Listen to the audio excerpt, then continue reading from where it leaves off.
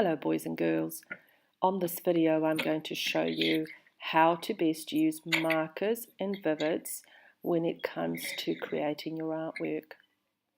So for your prototyping or your model, you would want to do a really quick sketch of the section that you want to try out. So you are zooming in. I've just brought my plan in here next to my drawing so you can see the section over there that I'm zooming in on. That's all I'm drawing. I am not going to draw the entire plan. Zooming in really helps you to see the detail, so drawing bigger is always better. The video is speeded up here just to show you how the drawing can quickly be done. Put as much or as little detail into it that you are happy with. Remember, this is about testing out the media to see whether you like the look of it. Now with markers, they don't blend, so they are more to create an effect similar to a stained glass window. That's probably where they work best. Another trick to remember about markers is that it's good to use them in color families, and you'll see me doing that here in this video.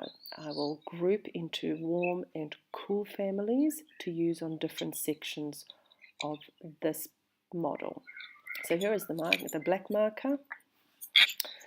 I'm testing it on the outside of the drawing to make sure it's not dry. If it is dry, please throw it away in the bin.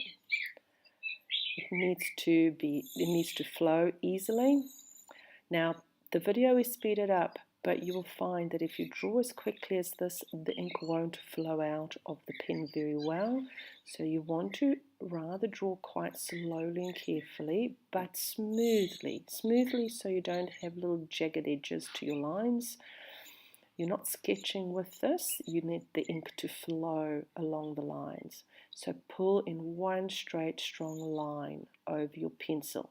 You're aiming to hide the pencil below, except where you might have a couple of mistakes you can just ignore. Here we go, almost finished with the marker. Now if you want black sections, this is the pen you use. You don't use the Jovi, the coloured marker for colouring it in black. Use the black vivids.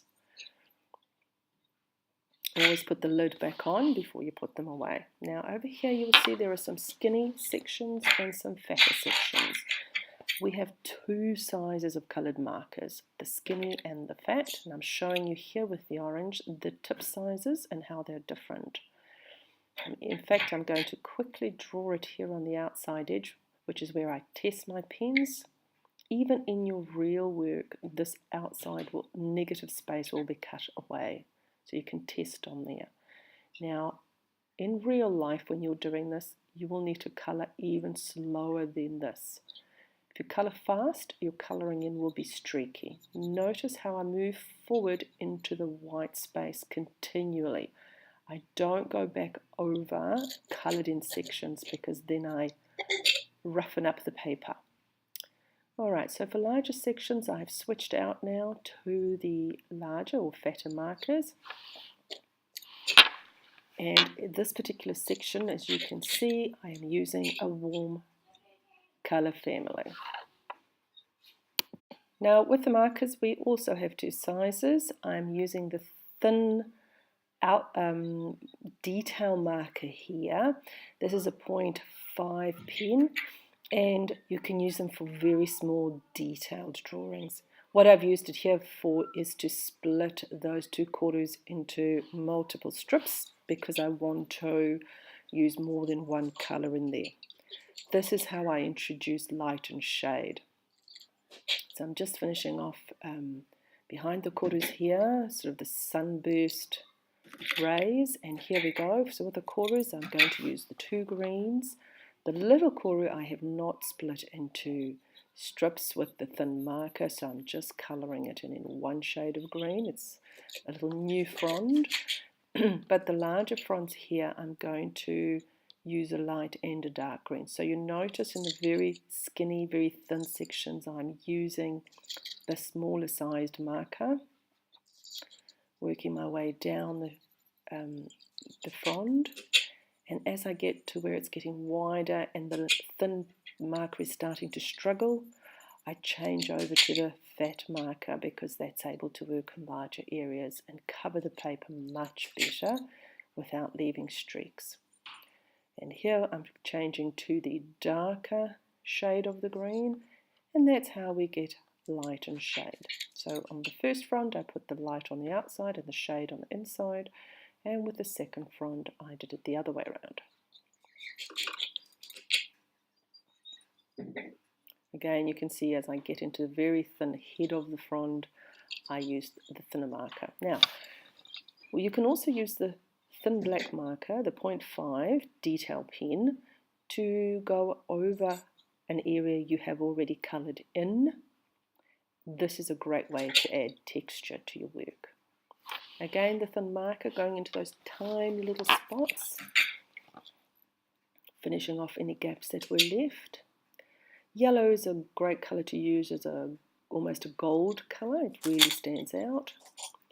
And here we're working now with the second colour family. These are some cool colours that I am using in a pattern.